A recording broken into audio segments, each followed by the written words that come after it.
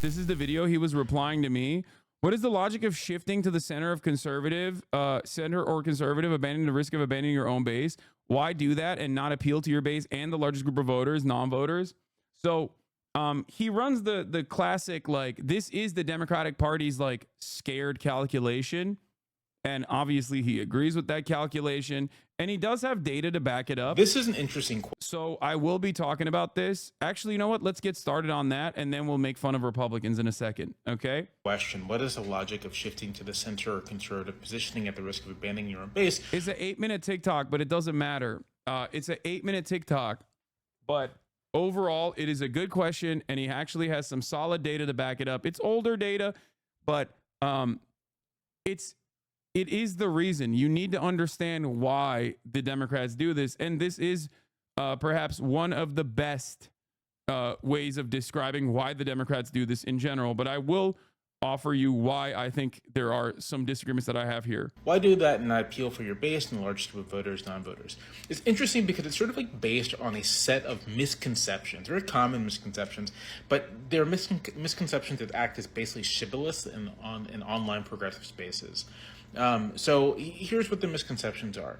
The first is the notion that progressives constitute the base of the Democratic Party. That is mistaken. The second misconception, Jamel's a super lib version of you. Yeah, he is. He is super libbed up. Is that there is such a phenomena as candidates appealing to voters who are in the center and then losing their base as a resort. The second conception sort of like rests on the first. And the third is this idea that non-voters are A, easy to mobilize, and B, once mobilized, will reliably vote for progressives. And none of these things are true, as much as they're very commonly believed. So I've talked about this chart before. It's from the Pew Research Center. It's based on surveys done in 2020 and 2021, but I think... So progressive left comprises like lean Dem. Progressive left comprises in this survey 12% of the base, okay? And then the largest is the Democratic mainstays. Most identify as moderate, hold many core Democratic positions about government, race, social safety net, less liberal than the other Democratic-oriented groups on immigration, military, crime. Largest single group in the Democratic coalition, older, relatively low share of college educated, okay? These are the people, okay? Actually, can someone send me the Pew Center link for this? Because I want to go through it piece by piece. Now, the thing I want to explain here is that it's not necessarily, this kind of stuff is not necessarily the best way to understand the dynamic, because you always have focus groups, or not even focus groups are silly as fuck, but you always actually poll individual issues, right? You're supposed to poll individual issues.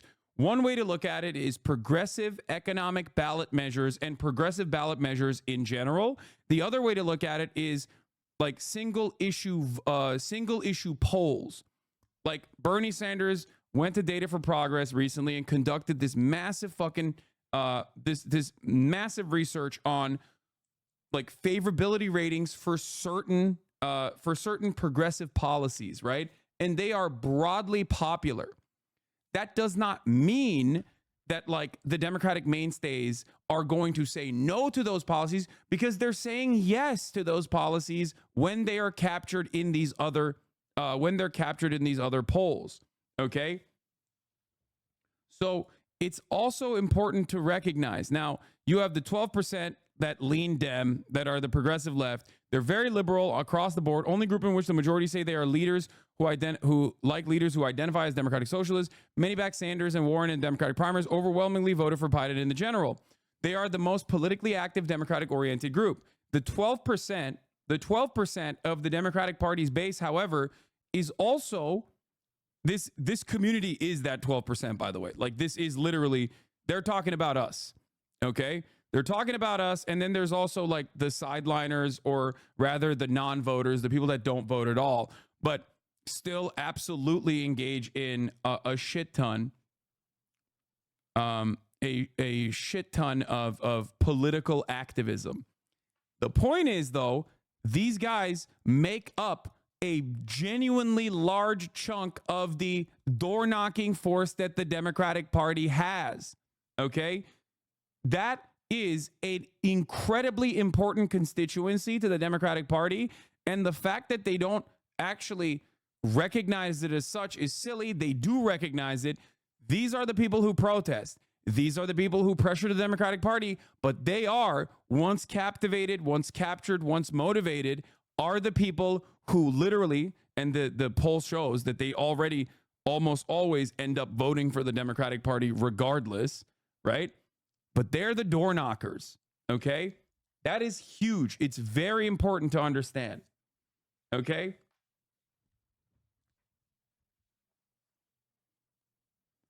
But that doesn't even personally matter. Why doesn't this matter? Because the policies beyond that are fucking broadly popular, even amongst goddamn Republicans. That's why you look at a fucked up state like Florida, where people are voting for like the decriminalization. Bro, you seem delusional regarding RFK. How is RFK endorsing Trump a bad thing, in your opinion? Wait, what? Okay, your name is Coin Investor, so I suspect that you're like a Bitcoin guy and you might be a little bit of a crank. So I'll get back to you in a second, okay? I do want to talk about the RFK stuff because I think it's pretty funny. I love RFK, but, we'll get back to you in a second, okay? We're talking about something entirely different. But yeah, let's get back to the TikTok video now. I think it's still good data, and it basically is breaking down the Democratic Party's electorate, and it's breaking it down by ideology and behavior. And the first thing I'm going to note is that the progressive left constitutes 12% of Democrats and lean Democrats. Now, they are the most politically active Democrats, but they are a distinct minority of the Democratic coalition. They're not, because there is also another faction here, okay? Another faction here that is really important, that is surprisingly not under that same banner. When they get together, if the Democratic Party actually leans on its base, when they get together, they actually end up being larger than the Democratic mainstays, or at the very least the same number. The progressive left and the outsider left, very liberal on issues, particularly climate and race, vote Democratic despite dissatisfaction with both parties. Most say other nations better than the U.S. By far the youngest typology group, among the least politically active. Okay? And by least politically active, I think they mean like not non-voters, likelihood of not being voters. Okay? That together is 28%, which is the plurality alongside the Democratic mainstays. So that's really important to also acknowledge. So I don't think he's right about that when Jamelle says, oh, they're just 12% of the Democratic Party. They're not necessarily like a significant block, a significant force within the Democratic Party, because that's my audience. My audience is the outsider left and the progressive left. I mean, obviously there's like Democratic mainstays and everyone else in here as well. But like overall, this community is the 28% base in the Democratic Party, which is massive. That is actually alongside the fucking Democratic mainstays, the other 28%. So if you hyper focus on the Democratic fucking mainstays, you should be talking about the 28% outsider left and the progressive left in general. The largest group within the Democratic coalition, the largest two groups, are establishment liberals and Democratic mainstays. Democratic mainstays of the two are the largest single group. They most identify as moderate. They are less liberal. This is key. They are less liberal than other. Yeah, this part is also correct, though. Democratic mainstays mostly identify as moderate, hold many core Democratic positions about government, race, social safety nets, less liberal than other Democratic-oriented groups on immigration, military crime. Largest single group in the Democratic coalition, older, relatively low share college educated, one of the most racially and ethnically diverse topology groups. The establishment liberals, the Ukraine flag and the bio guys, are solidly liberal, strong supporters of the Democratic Party and its leaders, upbeat about politics and nation, and favor compromise. They're highly politically engaged, one of the most educated topology groups, racially and ethnically diverse, similar age profile to the population as a whole. Okay? But none of this actually factors in individual, like the individual favorability. None of this factors in the individual favorability of key policies that literally everyone thinks is good. Okay? That's important to recognize. You have to remember this. It's very important to recognize. Let's continue. Democratic-oriented groups on immigration, military, and crime. They are older. They generally are less likely to have attended college, etc., etc. When you combine establishment liberals and Democratic mainstays, you have half. What is this? I don't understand how you could be against the war in Gaza and feel bad for the Palestinian people and support the Democrats at the same time, which is currently a Zionist lobby. Hasan, you're a smart guy. Genuinely hear your thoughts about that. Wait, what? Dude, what do you mean? I don't understand what you're trying to say. Are you pro RFK or are you anti RFK? Are you pro Kamala Harris? Are you or pro Trump? Like, you're giving me confusing signals. Just wait for like fucking 5 minutes. Let me finish this goddamn video. Of the Democratic coalition.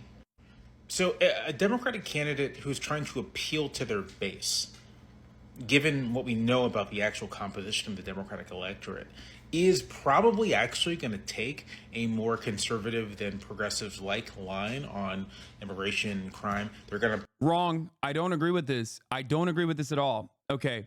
And here's why. I'm going to show you one study. Okay. One study. That's it. This is very important. Very, very, very important. Okay. I covered this yesterday. Medlock posted this yesterday on Twitter. It is something that I have been screaming from the mountaintops about for quite some time. Okay. The question he posed was, it's crazy how 2020 public was more pro-immigration than ever before. Okay. And in 2024, the public is more anti-immigrant than any time in the last 2 decades. This is for one reason and one reason only. That is, throughout the Trump administration, there was consistent counter messaging from the Dems against this insane anti-immigrant lies. When Biden came into office, they never counter messaged against the same reactionary lies the Republicans kept repeating. This is the direct result of that.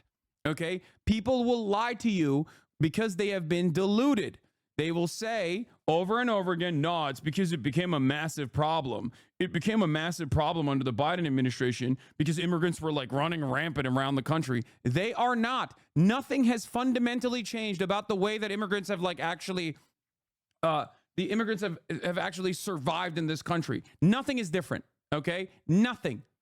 None of those metrics that the Republicans keep hammering on are the responsibility of the fucking migrants that came into this country. They're not. Okay? It's not. It's just pure abject fucking lies. All of the replies to this post was literally like, well, it's maybe because it's fucking, migrants are doing the thing. Okay, but aren't you kind of doing the Will Stancil thing except for immigration, not economy? Like, there's no real issue. People are just propagandizing into thinking there is. Vibration, if you will. No, as a centrist in the vibes idea, media drives views versus material realities drive views. I believe that sometimes it's more of more of one, and sometimes more of the other. In this case, the latter seems to be the likely big contributor. That's exactly what this is. It is absolutely vibe-based, okay? And the only reason why it's vibe-based and has nothing to do with material reality is that when it comes to these sorts of issues like crime, and when it comes to these sorts of issues like immigration, personal anecdotes are really, really powerful in creating a fucking narrative, okay? It's just what it is. And there is absolutely no one on the Democratic Party front that is actually advocating against this sort of thing. That's the difference, because the media overall is trying to cut narratives that say like, well, the inflation has gone down. Like, what the fuck do you poors want to talk about? Like, why are you still acting like you're suffering with your grocery bills? But you can't really change that reality when you're having a hard time paying for it. Okay? Like, that's something that they're experiencing. Do you think that people are, when you look at the material reality, do you think people are getting fucking raped every day by migrants? Do you think people are getting robbed every day by migrants? No, it hasn't happened. That's not a real thing.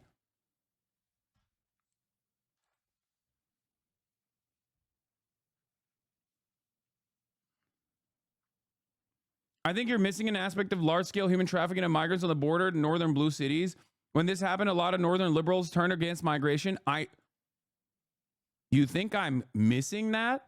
I've been screaming from the rooftops about how insane it is that the Republican governors were able to do this.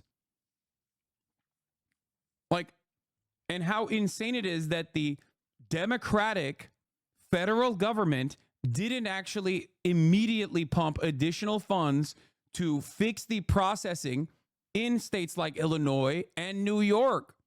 This is something that I have been yelling about for quite some time. Yeah, that's what's changed between 2020 and now. It's insane. It's not insane, because even with all, you're describing the exact same principle that I have in terms of crime and the way people perceive crime versus actual crime rates. People see migrants in large numbers standing in fucking lines and immediately go, migrant crime. Something is off. Crime has not gone up in those places in spite of the fucking massive numbers of immigrants that were shipped to these places. So what does that mean? What does that tell you? That tells you that people with crime, they saw homeless people and they saw crime everywhere. I'm seeing homeless people everywhere. That means crime is everywhere. They see migrants and they think, oh my God, we're being invaded. It has nothing to do with the material reality and everything to do with how people perceive reality. Okay? That's it. That's it. That's literally it.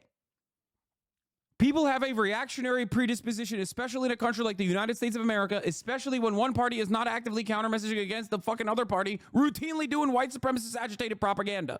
That's it. Okay? Blue city mayors like Adams played into this too. Yeah, he's a fucking freak ass loser who is right-wing as shit. What do you mean?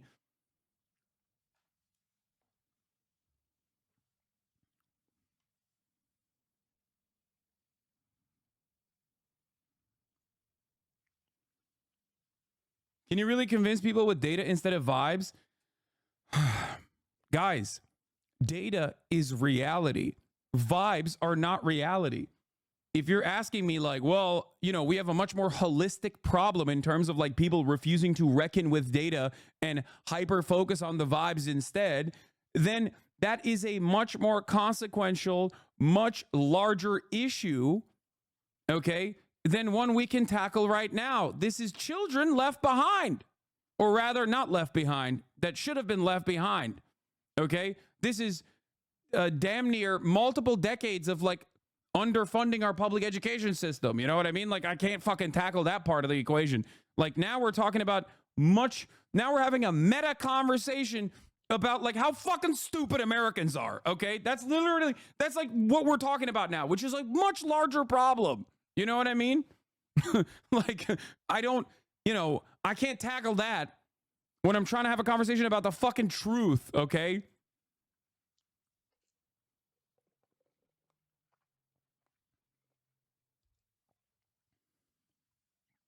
This is where progressives are now in the minority on is the crime issue. We can't fight against perception. Yes, we can. I have for years. And ultimately, people have to reason with the fucking reality, with the data.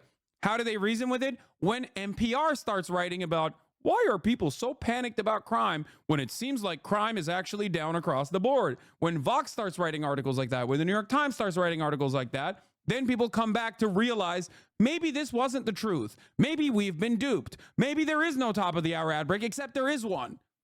Okay? You might perceive it as though it doesn't exist because obviously you're subscribed for $6 or for free. So you're like, oh, there is no top of the hour ad break. There is one. There is one. You know, you might not see it though. If you want to be a part of the people that don't see the top of the hour ad break, then like I said, all you need to do is subscribe. You can also get gifted a sub if you are lucky. Okay, here's the 3-minute ad break now.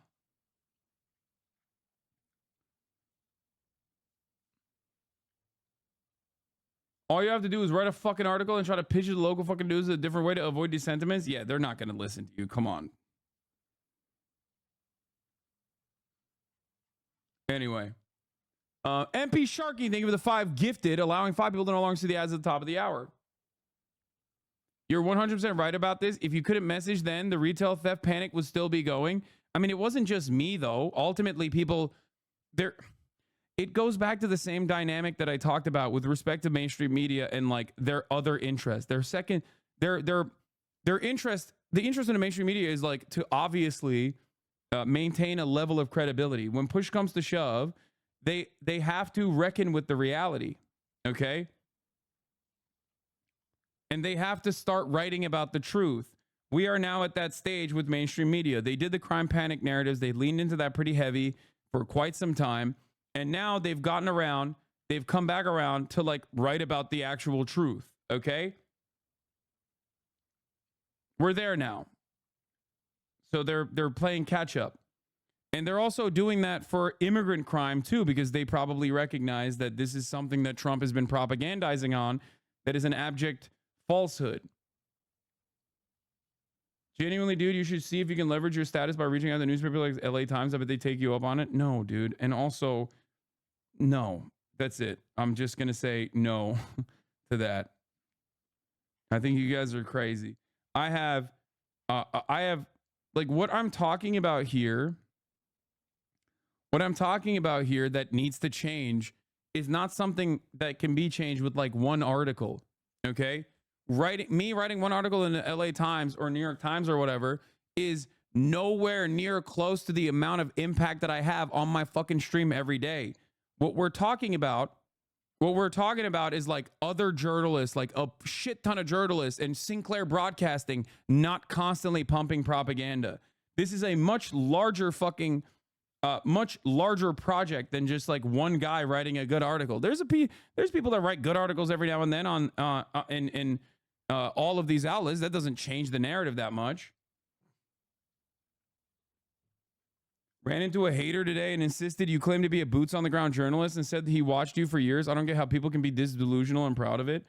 Yeah, I mean, I don't know. I don't get it. I don't understand how people like break their brains so hard like that. I've literally never claimed to be a boots on the ground journalist. I don't know how I don't understand how someone can just like fucking watch me for years and then get duped by like a YouTube video so fucking hard like that.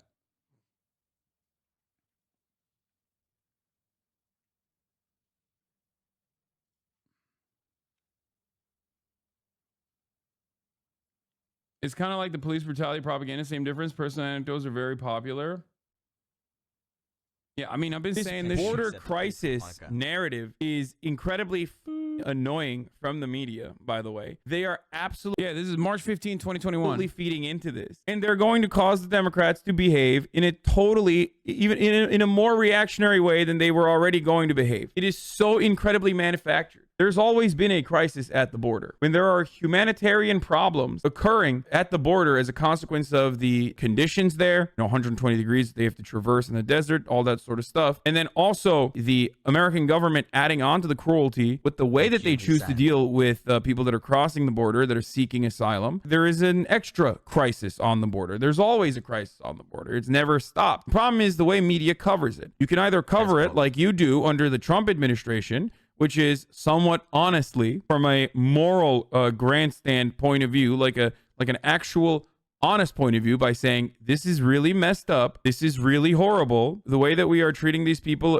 is absolutely ridiculous. Or you can treat it in a way where you look at the border and you say, there's a gigantic crisis happening in the border currently, and it's really bad because so many people are coming in. So many people are coming in. What are we going to do? Depending on who is in charge, we either deal with it from... Man, that's crazy. That's crazy how fucking future... I have the foresight. I have the fucking vision. It's crazy.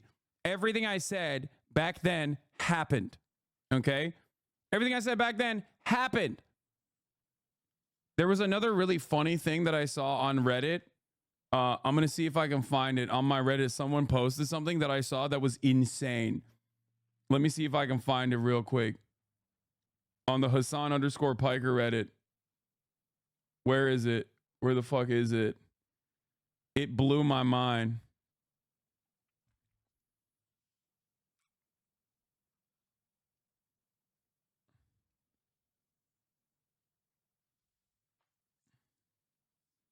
Where? Fuck.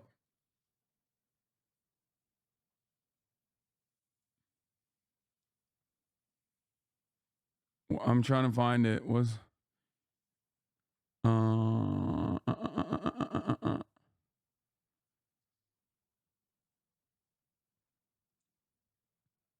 chipmunk voice. That's not the one.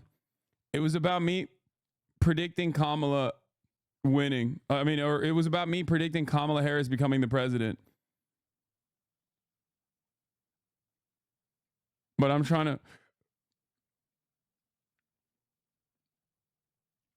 Where is it? Where is it? Where is it?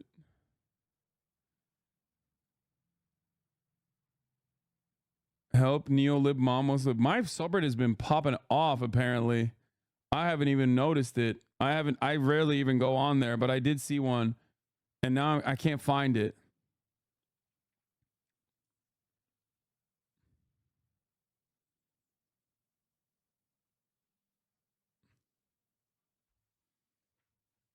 No, not the one where I'm talking about Biden dying. There was another one. There was another Lisan Al Gaib moment.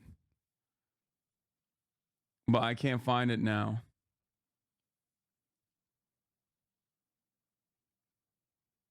Let me see.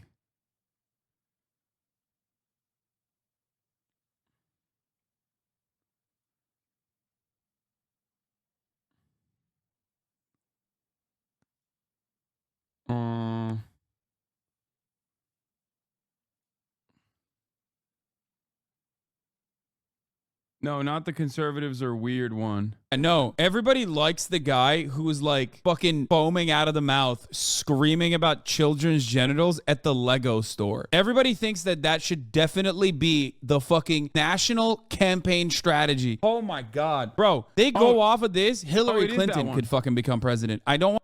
Oh yeah, it is this one. Yeah, it is this one.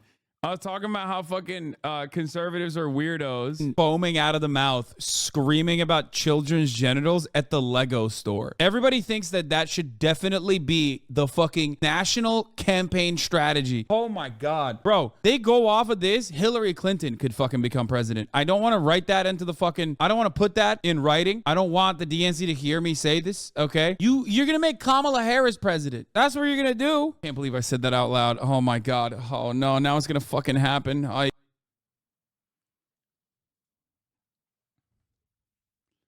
Dude.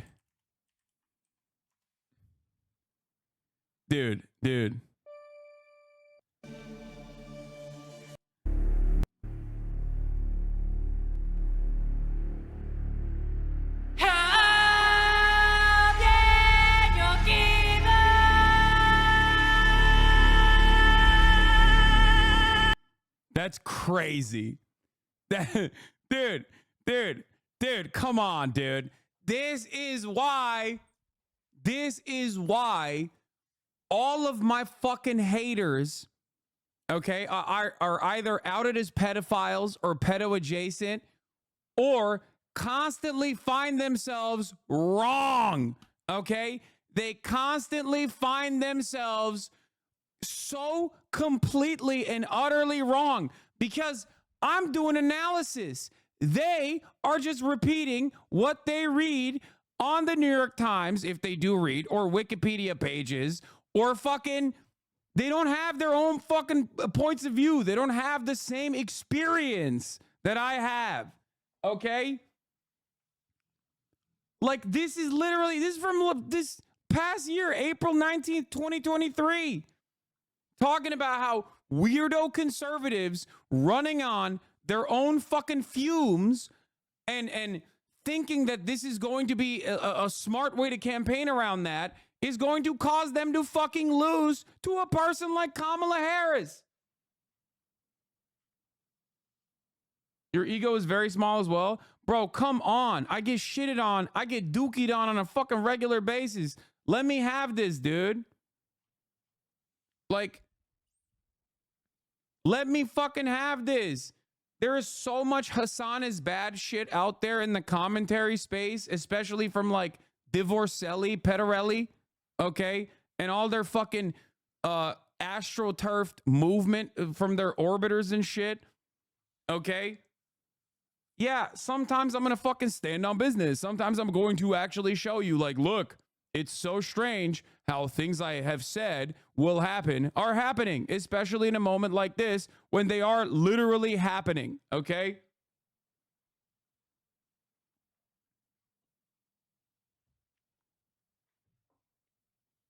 Like, I don't think this is ego. This is me just, like, once again, proving to you that I know what the fuck I'm talking about.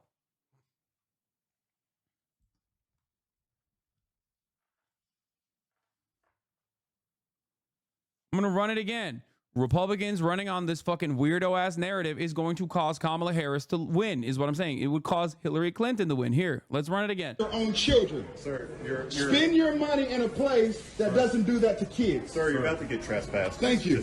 Oh, dude, I wanted them to fucking beat his ass. That would have been awesome. Yeah, no, everybody likes the guy who's like fucking foaming out of the mouth, screaming about children's genitals at the Lego store. Everybody thinks that that should definitely be the fucking national campaign strategy. Oh my God. Bro, they go off of this, Hillary Clinton could fucking become president. I don't want to write that into the fucking, I don't want to put that in writing. I don't want the DNC to hear me say this, okay? You're gonna make Kamala Harris president. That's what you're gonna do. Can't believe I said that out loud. Oh my God. Oh no, now it's gonna fucking happen. Ay, ay, ay. I made a dick out of the Legos at the Lego store, and then they kicked me out. Now I wanted to make this. Yeah.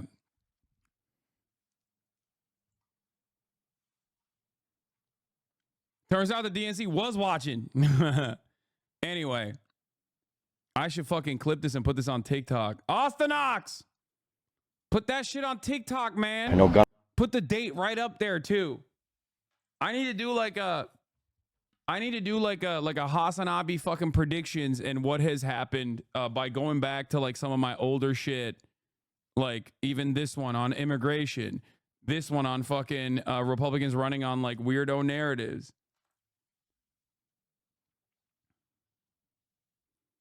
Remember all the pedos who were chirping after you said focusing on trans people constantly is weird to that son of the football player claiming you had to destroy them with facts and logic? Yeah.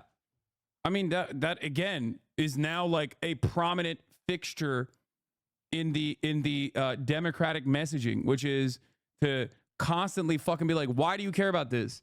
That's crazy. You're behaving in a weird way. I was right about fucking retail theft as well. It was complete fucking bullshit. A Hasan Abi versus Hasan Abi TikTok where current you is vindicating old you. Yeah.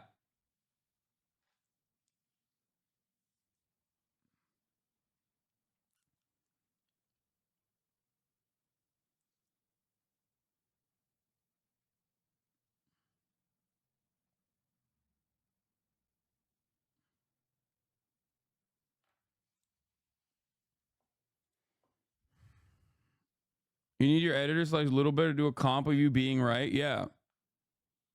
On crime panic narratives, I've done so many fucking videos on that shit. Completely correct. On greedflation, I've done videos on that. Completely fucking vindicated. On immigrant narratives and how people will become more right-wing if there is no Democratic Party counter messaging on this shit. If the media keeps pumping this like immigrants are destroying society shit. Completely right on that too. Anyway, how do we get here? The reason why I was talking about this is because I was originally watching the Jamelle Bouie 8-minute TikTok. Okay.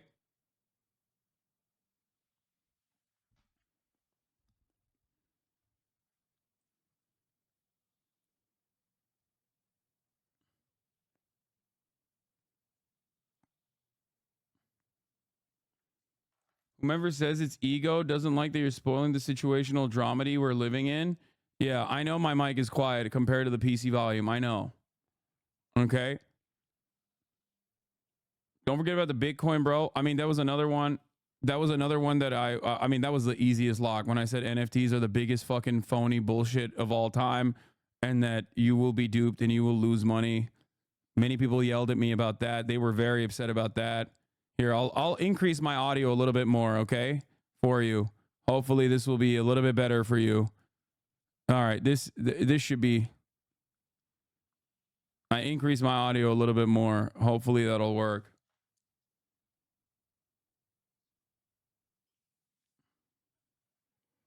I mean, you're not even a prophet or anything. Simply applying historical materials in the present conditions leads to great leftist analysis. Message to libs. Exactly.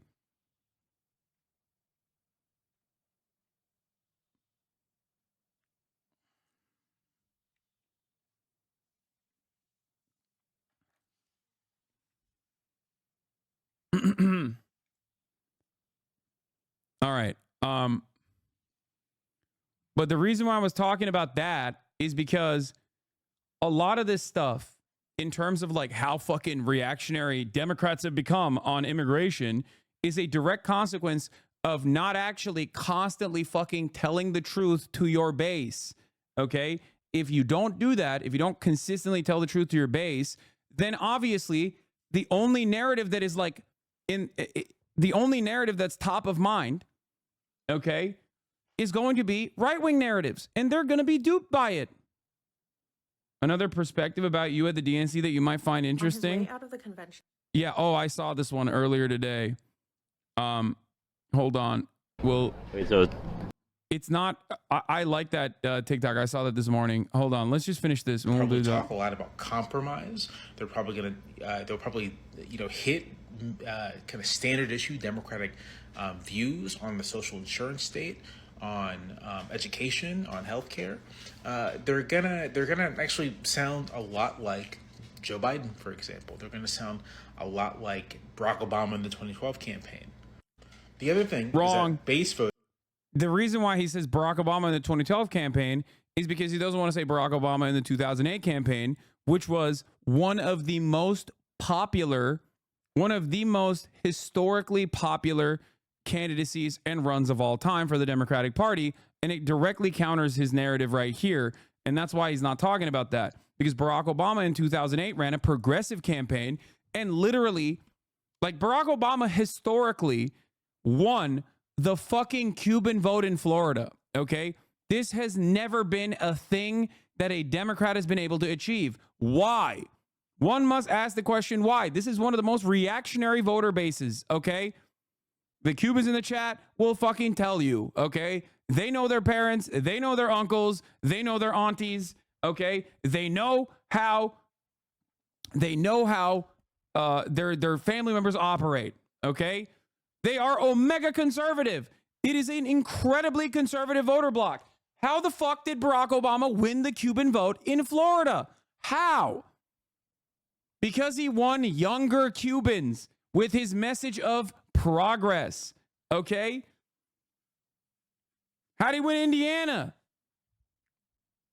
He activated a base of support that truly believed he would be the hope and change candidate with progressive campaigning. Voters, almost by definition, are voters who always turn out for an election. They are stalwart voters. They're almost always going to cast a ballot. And so in terms Why the fuck is Gusano blocked in this chat? Because people always chirp at me about it. of those voters like least likely to sit out an election, you're talking about the base, almost by definition. There is a danger, right? There is a cohort of Democratic voters who are not all that reliable, but do hold progressive views, and they're significant enough that they could influence the results of an election depending on the election. But they're not really part of the base. They're kind of like a base adjacent. Not only are they base adjacent, but in a presidential election where, again, this is what we're talking about, the pivotal voters do occupy something close to the moderate or even right of center of the median voter. This is, in my opinion, this is post hoc rationalizations specifically that justifies the Democratic Party's moderate swing that they engage in every fucking general election. Okay? It is untested because since 2008, we have rarely ever had a Democrat come out and swing for the fucking fences with progressive messaging on the general. Because the Democrats always end up going to the moderate base, okay? They always moderate their positions when the general election comes around, with the exception of 2008. I would also say that Joe Biden, when he mentioned Joe Biden, he was like, oh, this is what it looks like, whatever. On certain issues, Joe Biden actually also went to the right on like funding the police, for example, but he did not go to the right on key issues like immigration. So how do you explain that? Joe Biden was literally more woke and more progressive than Kamala Harris in 2020 on the issue of immigration. Joe Biden ran on pathway to citizenship. Joe Biden ran on directly reversing all of the Trump administration's anti-immigrant agenda. Joe Biden literally ran on more progressive messaging than Kamala Harris is running on right now with respect to immigration. Now, obviously, the reason why Kamala Harris is running on a right-wing slant on immigration is because of Joe Biden now. For the record, just make no mistake, Joe Biden himself changed his attitude by 2024 because they retriangulated. Okay? But the idea, but why evidence clearly shows pushing towards progressive policies gains them more votes. Look how much momentum the Walz pick gave Kamala, because donors are the real constituency in both parties. Donors don't like progressive policies because progressive policies, if the Democrats actually ran on progressive policies and then fucking turned and pushed for progressive policies and passed progressive legislation, would end up harming in the short term, harming the profit margins of a lot of these sectors. And these leaders in these sectors are the ones who are donating to the Democratic Party. They don't want that. They want deregulation and tax breaks. That's it. That's it. That is the major reason.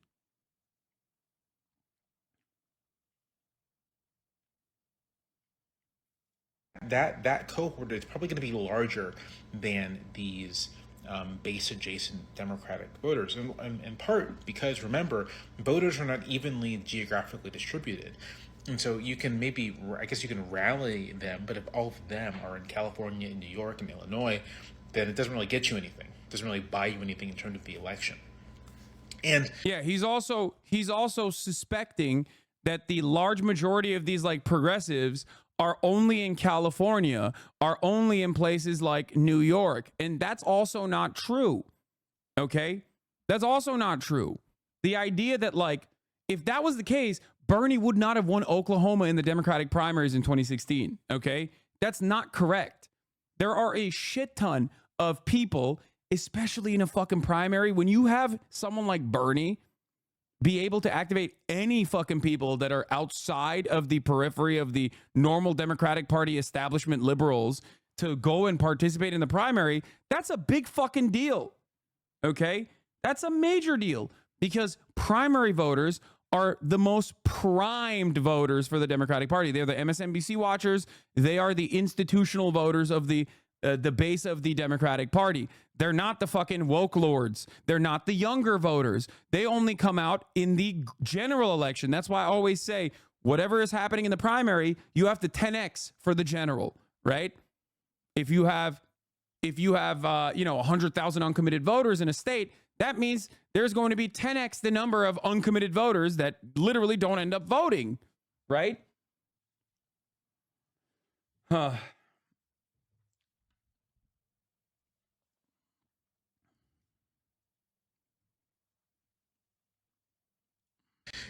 Assuming you can like depress the base, if you lose support of the Democratic base and those voters are concentrated in heavily Democratic states, but you gain in turn moderate and conservative voters, then yes, your popular vote total goes down, but you're more likely to win the national election, the Electoral College. And so it's a mistake, I think, to think that the relationship is as straightforward as you're portraying it. So now we have this issue of non-voters, and it's very common. So this part is like definitely the part that I somewhat agree with, the non-voter part. But like overall, he's saying that like we're making an the Democrats are making an electoral college calculation in order to activate more moderate people, right? Like more moderate voters. I'm not convinced that that is the reality. I'm not convinced that is the reality at all, especially when you have unimaginably progressive ballot measures that are not directly attached to a Democrat winning by larger margins than the Republican is winning in those very same states, whether it be Florida, whether it be Kansas, whether it be Kentucky, all of these other fucking places where people are begging for progressive policies. Not only that, but also, this is very important. Here are the most popular policies in swing states: Arizona, Georgia, Minnesota, Nevada, Pennsylvania, Wisconsin, or Michigan, Nevada, Pennsylvania, and Wisconsin. Expanding Medicare to cover dental, vision, and hearing. Okay? Amongst all likely voters, strongly support is at 61%. So there's 84% support, 10% opposition. That's at plus 74. Okay? Cut the cost of prescription drugs in half by making sure that Americans pay no more than what they pay in Europe or Canada. Plus 73% net favorability. Like all the way down to the fucking PRO Act, which is the lowest, it still has a plus 31% net favorability. Okay? I remember you saying that the best bill is a nameless, faceless bill, i.e. not attached to Democrats or Republicans' names. Exactly.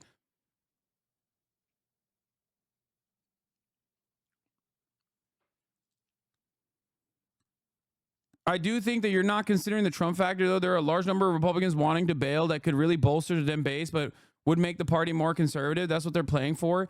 Yeah, it's fucking bullshit. That's fine with Joe Biden. This is Kamala Harris now, okay? It's Harristown, baby. Harris Waltz. That's the ticket. It's no longer a Biden-Harris ticket, okay?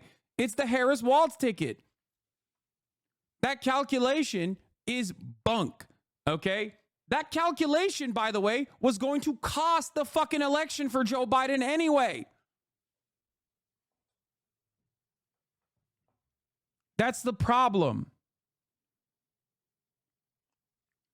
No, this is the entire population of likely voters, okay? Likely voter population, not just Democratic voters, not just Republican voters.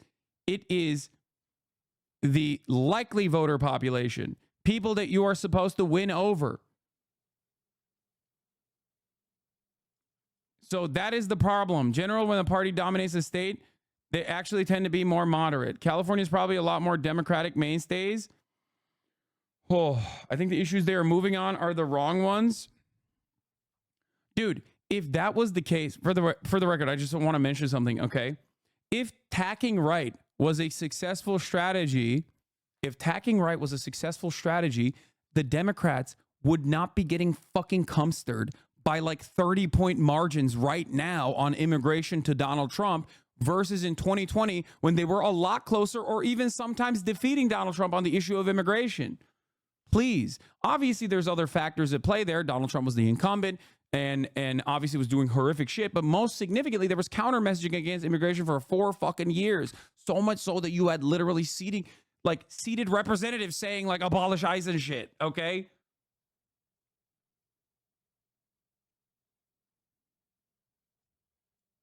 Immigration wasn't even an issue until 2016, and as you said, they stopped counter messaging. I know, and that's fucking stupid. How do we not understand that? That's my point.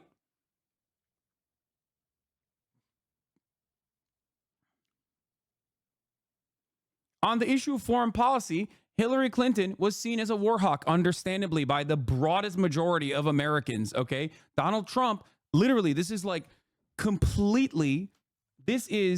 for some weird reason, this has just been memory hold, but Donald Trump literally ran as a dove, okay? Donald Trump ran to the left of Hillary Clinton when it came to war. A lot of people forget this reality. So Kamala Harris repeating that mistake in repeating the Hillary Clinton 2016 mistake in 2020 is fucking awful. That is the worst thing I heard, okay? We need the most lethal military force. Like, that is the dumbest fucking thing you can do. The dumbest thing you can do. And people are basically, one, going back to their worst instincts in terms of how the Democratic Party communicates their message, and also trying to do post hoc rationalizations after the campaign puts out this kind of right-wing sentiment. I hear it even in my own community. Okay? I hear it in my fucking own community. People are yelling at me. I see the TikTok comments. People are so mad. They think I switched up. They think like All Hasan cares about is fucking Gaza. All Hasan cares about is Gaza. I'm not even talking about Gaza. Gaza is one aspect of this. Okay? That's the other reason why I show you all of the other instances where I've been completely fucking right. Because the reason why I need you to understand why I'm showing you like the older videos of me correctly calling out what will happen in the fucking 2024 election is because I'm correctly telling you this right now, and people will not listen to me, just like they didn't listen to me in all of those other instances. That video from 2021 talking about immigration. This is going to be a major problem if the Democrats don't counter message. And it has become a major problem because the Democrats did not counter message. The media did not actually fucking cover it adequately.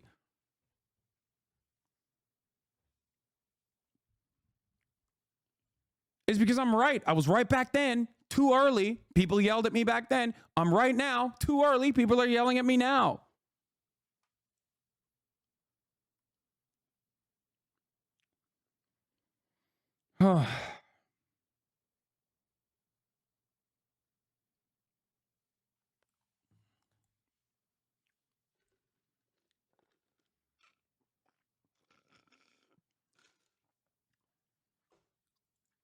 Let's get back to this, though. More likely to win the national election, the electoral college, and so it's a mistake, I think, to think that the relationship is as straightforward as you're portraying it.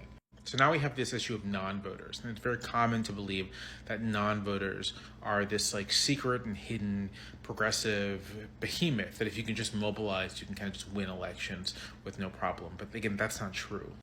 Non-voters are disproportionately young and disproportionately non-white, but that doesn't mean they're disproportionately liberal. Yeah, the voters who skipped 2016 and 2018 but showed up for 2020 split almost evenly between Biden and Trump. There was no meaningful difference in their in the distribution of votes among that cohort. And there's actually good reason to believe that at least with Trump on the ballot, non-voters are more inclined to support him over. Wrong. This part is also wrong. Activating non-voters is very difficult. He's right about that. Okay? He is right as fuck about that. Okay? Especially in the primary, Bernie Sanders failed because he was Bernie Sanders' strategy in 2020, in 2019 in the primaries was to basically bring out non-voters into the primaries. Impossible. Okay? Most people, when I was door knocking, literally didn't even know that there was a fucking primary. They were like, I like Bernie. But they didn't even know that there was a primary happening. Okay? But the general is different. It's easier to actually activate non-voters in the general. Having said that, okay? The reason why non-voters swing in Trump's, or the idea that they're going to swing in Trump's favor because they're not like mythical, they're not like these, they're not these like progressive people is wrong, okay? It's not about them being progressive. It's about what policies the Democrats are putting at the forefront of their campaign. If the Democrats don't ever offer progressive policies that would greatly improve their lives, then we can't even test whether or not it's a successful strategy, with the exception of 2008 with Barack Obama. That's why there were so many double Obama to Trump voters that went from Barack Obama to Donald Trump, because Donald Trump in 2016 presented himself as a moderate force on a lot of these issues. Okay? He presented himself as a counter to Donald Trump. White supremacy played a big role in this, of course, as well. But like, there were so many fucking double Obama to Donald Trump voters. Well, how the fuck did that happen? Everyone kept saying, well, how the fuck did that happen? It's because they literally were activated as non-voters originally that had never voted, but Barack Obama's message was appealing to them. They voted for Barack Obama. They were like, all right, I'll give it another shot again. And their material conditions did not change in a positive manner. So they were dissuaded from ever voting for the Democrats ever again. So they went and they voted for the guy who was the anti-establishment pick, Donald fucking Trump. Okay, shut up. Nobody cares about you, says Moisty Toenail 69. Center for the Democratic. That's crazy. The poll is mostly the Dems' economic platform, is it not? No, that's the problem. The Democratic Party's policies are never actually fully progressive. They don't run with progressive messaging on the forefront of their campaigning, with the exception of 2008 with Barack Obama. The Democratic candidate. The other thing to remember is that non-voting, like voting, sticks. If you are not accustomed to voting, if you do not regularly vote, it is extremely difficult to turn you into a voter, and vice versa. If you routinely vote, it's actually very difficult to make that kind of person. This part is absolutely correct. If you don't vote, it's very hard to get you to come out and vote, okay? And if you do vote, it's hard for you to not vote. A non-voter, it's when you're thinking about campaign resources, you have a limited amount of resources and a limited amount of time. It makes more sense to go after undecided voters than it does to try to convert non-voters into voters, because not only are you putting a ton of resources into the effort, but there's no guarantee that once you've converted a non-voter to a voter that they're going to vote for you. So yeah, I mean, if you're kind of thinking rationally, I think if you're looking at what the actual electoral picture is, then if you are a campaign, it makes the most sense. If you're a campaign, again, in a U.S. presidential election, it makes the most sense to go after undecided voters, moderate leaners, in the swing states, and to kind of appeal to them at all costs. And I'll note that the rhetorical emphasis doesn't always translate into an actual policy. I think that's one of the funniest parts about this is that, okay, of course, Jamelle Bouie rarely ever talks about Gaza in general, but like that argument is 100% primed for Kamala Harris separating herself from Joe Biden on Israel. Okay? Because what he's saying, if true, okay, and there's some truth to it, literally means that Kamala Harris should immediately separate herself from Gaza policy on Biden and actually force Biden to immediately implement a ceasefire and the only way to do that, obviously, is by denying weapons transfers to Israel so that they fucking are forced to play ball with the United States of America, because there are no voters that are out there saying, I'm going to vote for the Democratic Party if Israel continues its genocide, but I won't do it if Israel's genocide is stopped. But there are a shit ton of voters that are saying they're more likely to vote for the Democratic Party in key swing states if a ceasefire is achieved. That's it. Donald Trump in the 2016 election downplayed the Republican Party's opposition to social insurance, did not abandon it, but downplayed it. And likewise, I think what Democrats are likely to do this fall is to play up the party's support for border security, which has been a consistent thing going back to Obama, and downplay its support for comprehensive immigration reform. When it comes to actually crafting legislation and making policy decisions, there's a good chance that it will try to satisfy all the various interest groups and players within the coalition. So in the case of Republicans, Trump may have downplayed opposition to social insurance, but totally tried to cut the Affordable Care Act and Medicaid. And his budgets included cuts for Medicare and social. He's right about this part. He's right about the Trump part. He's wrong about the Democrat part, because the Democratic bill is in front of us right now. And Kamala Harris keeps saying that's the bill that they wrote, even though it is the Republicans that wrote the bill, and there is no compromise. There is literally no fucking compromise there for the Democratic Party. Okay, his immigration take is kind of fucked. We will disagree on this one. What do you mean? Kamala's speech on Gaza was almost worse than Biden's remarks on Monday night. The self-determination line was good, but some of Biden's comments on the urgency of implementing a ceasefire on Monday night were actually better, and he wasn't as adamant on defend itself. Yeah. No, Kamala's foreign policy was literally dog shit. Like, I'm talking Bush-era Republican neocon shit, okay? Like, unimaginably bad. And so many people have been coping and claiming that it's because she wants to So many people have been coping and saying, oh, it's because like she's a woman and she needs to look muscular on foreign policy because as a woman, they're going to see her as weak. Dog, Hillary Clinton literally fucking outflanked the Republicans on reactionary foreign policy, and Trump was seen as the moderate. How the fuck are we literally trying to do that? Now, obviously, Hillary Clinton was, unimaginably unpopular and was a very bad candidate for many different reasons, right?